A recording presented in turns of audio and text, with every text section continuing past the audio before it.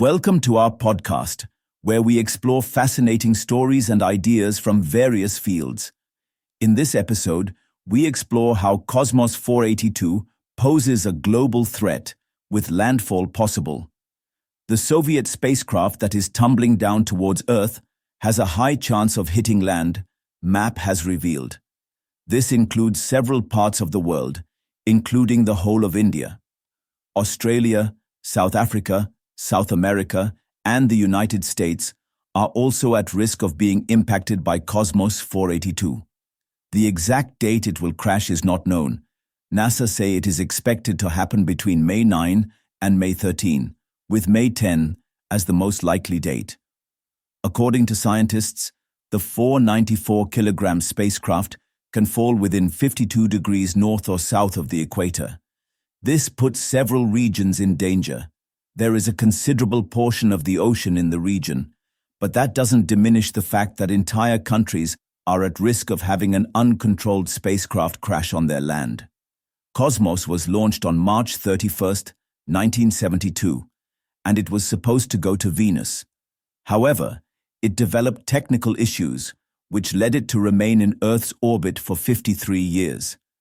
It is now being brought back to Earth, although scientists on the ground have no control over it. It is falling in a random fashion, so it is tough to know at which point it would hit. Oceans cover a large part of the Earth, so scientists are hopeful that it should land in the waters. However, no one is sure that that would happen. Some scientists have created an estimate based on its trajectory. According to them, it will crash somewhere between 52 degrees north to 52 degrees south latitude.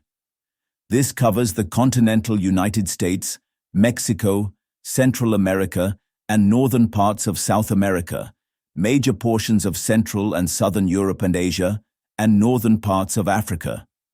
Vast swathes of the Atlantic and Pacific Oceans also make up for the impact zone. While scientists are hoping it will crash in the ocean, there is a high chance that it can fall over a populated city, a forest, a desert, or even your house. The problem is exacerbated by the fact that the Cosmos 482 lander, in all likelihood, will fall back in one piece. Several man-made objects fall back to Earth. However, they mostly disintegrate in the atmosphere. The problem with Cosmos 482 is that it was built to endure the tough environment of Venus.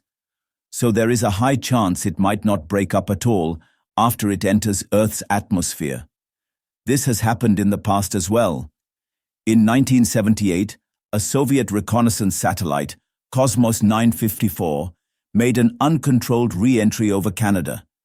It crashed into Canada's Northwest Territories, spreading toxic waste. The USSR was asked to pay for the damages based on the 1967 Outer Space Treaty and the 1972 Space Liability Convention. Thanks for tuning into this incredible story. If this episode resonated with you, don't forget to hit the like and subscribe button for more captivating stories to come. Stay tuned.